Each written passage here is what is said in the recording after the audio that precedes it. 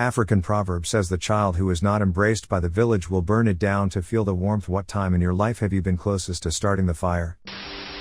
Wife was a senior staff for a local science fiction convention. Not only was she an unpaid volunteer, she had to take a vacation day off work and pay for her hotel room and car parking. On the morning that the convention started, she was setting up the first of the 3 rooms she was responsible for: manual labor, moving tables, setting up shelves and loading them with stuff, and somebody came in, took her ID badge off her desk, and brought it to the convention's lost and found. Convention LF lady told wife that lost badges have a $5 fee to get them back. Wife looked at the badge, looked at her, and said, "Keep it. I'm going home. Have a nice convention." Wife was about 25 feet down the hall when LF lady caught up to her and returned her badge. Wow. It was like they were trying to burn down their own village at that point. I had a coworker at a non-commission based retail job where a coworker would repeatedly sabotage my sales so she could get a lot of credit apps and a high GSP, average hour sales. She would overhear my pitch for cards, required, and then lie to the customer so they would apply. I would have to try and rectify what she said while she hovered over me.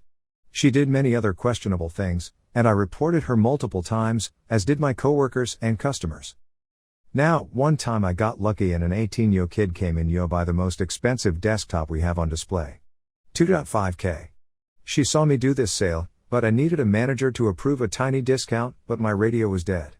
Coworker was watching me the entire time, so I asked if she'd call for the manager. She stone cold ignores me.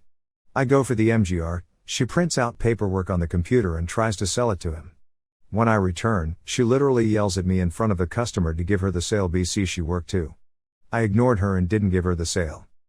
When I reported this, as did the customer, he was mortified. I was literally told by my boss, ignore when she does that.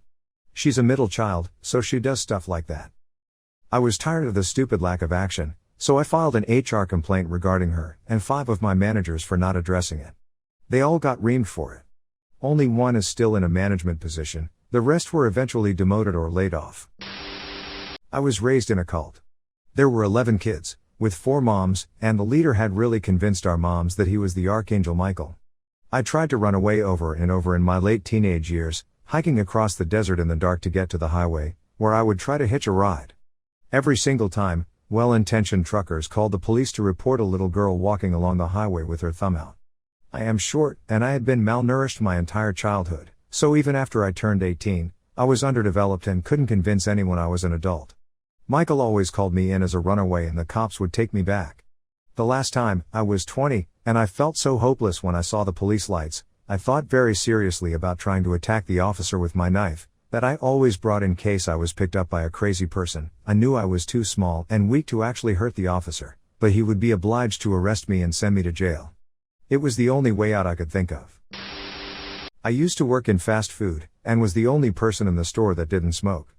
Everyone else got to take a break to smoke, but since I didn't smoke, I wasn't allowed to. Eventually, I spoke to the owner about it and was rebuffed, so I went over their heads to the company board. Owner got his ass chewed out for rebuffing me and I wound up getting a huge bonus my next paycheck, but when they discovered I reported them, I got fired immediately. Turns out they'd been violating company policy in food prep and storage, so I filed another report to corporate.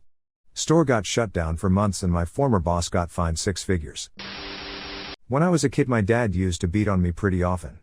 When he was sober, I usually did something to deserve it. When he wasn't, it was just go time.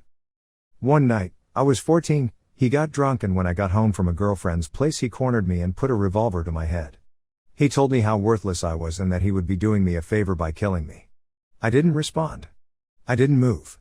I just waited for him to pull the trigger. He didn't. He left my room and left the revolver on my dresser as he walked out. I took the revolver and went out. I walked around my hometown, sat by the river and thought about all the ways I could get back at him for all the misery he caused my mother, sister, and I. I also considered doing the old Kurt Cobain, but that's not relevant. I took the weapon apart and threw its pieces in the river. No one's asked me about the gun since. It's probably still there. I can absolutely attest to being around people who were love-starved and then subsequently self-sabotaging or otherwise destructive. In a softer sense, if I have felt rejected, I have felt peace in sort of burning bridges to find myself. May the bridges you burn light the way forward. I didn't grow up with the best family. There was a long period of time where there was constant fighting, and things often went too far. I didn't feel safe in many different ways. It all culminated to a point when I was 17, disowned, and about to get kicked out. But, my vindictive, defensive actions in the past made my mother know that kicking me out wasn't a good idea. I know the only reason I could have a roof over my head was because my mom isn't a citizen, and she knew I would have reported her for the crime of child abuse, which did happen, which would have put her residency in jeopardy. So, I guess I had to threaten to burn the village in order to feel the warmth of safety.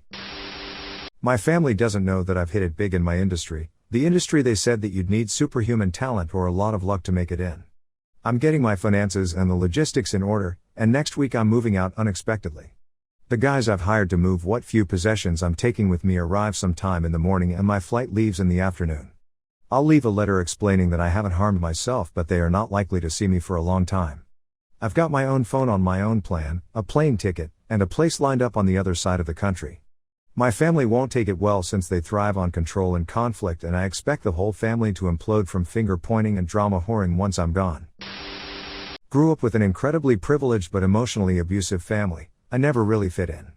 They would frequently gaslight me with so much, but one that made me feel like I was going crazy was that they all hated each other but would act like I was the only one to fight with anyone else and band together in that. I've moved out now, but there were many nights when I felt like I was going crazy and that I could burn that house down and not look back. Glad I didn't though, always a better way out. Working in public accounting as an auditor. 65+ hour weeks, getting yelled at by clients for things that aren't your fault, getting chewed out by your manager for being over/under budgeted hours for a client, staying in hotels 5 days a week during busy season, eating poorly because you never had time to cook. Let's just say one of the best days of my life was when I got laid off from that place, which opened the door for a great opportunity with none of the issues listed above. Isn't being treated like a nuisance when requesting supporting documents just the best? Especially for doing walkthroughs, tongue. And when you realize the client didn't give everything needed, it's suddenly you who must be at fault, and it seems that both the client staff and your own in charges are ganging up on you. Also, the very idea of time budgets can fuck right off. The time I was working at a psychiatric hospital and the CEO assumed I smoked drugs because I had dreadlocks. I worked hard for those patients and they trusted me. I shielded the hospital from nearly weekly riots of patients. After being unfairly judged and made to look dispensable, I almost set the inmates loose on the asylum. But then, I realized that it was selfish and those people I cared so much about would be punished for fighting my fight for me and basically would be the firewood for my fire. Just go on vacation for a month. Then they'll know what you do for them. I actually have a story for this. So I was a senior that was friends with 4 juniors in a friend group. I wasn't exactly part of their group, but they seemed to enjoy my company. I was both the funny friend and the therapist friend. I helped them through their prom fiasco when they were at odds with each other. I made them food on occasion. At my graduation, they all said that we should get together as a group and do something fun and bonding before I left for college. One of them even says that she would plan a party for us all. A month passes by, I invite them all to see a movie. One by one, they flake during the week before the movie. I end up going to see it alone. Another month passes, and they've maintained radio silence. Over the next few months, I try to invite them to various events, and without fail, none of them end up being available. I ask them about doing something together, and no dice. All the while, I watch their Instagram posts of going to a lake and having a lake party, or having a New Year's Eve party together.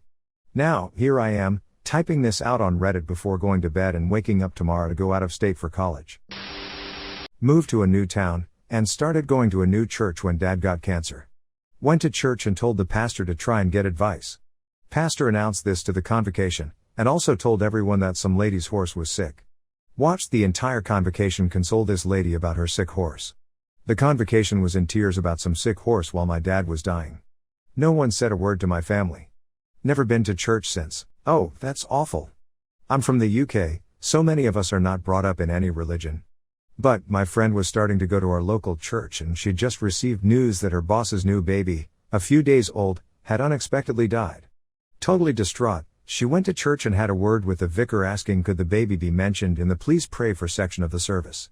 She was appalled when the first question asked was the baby Christian? As if any other baby would not be worth mentioning in the service, when a clearly upset parishioner needed the support of the church at that time, she never went again.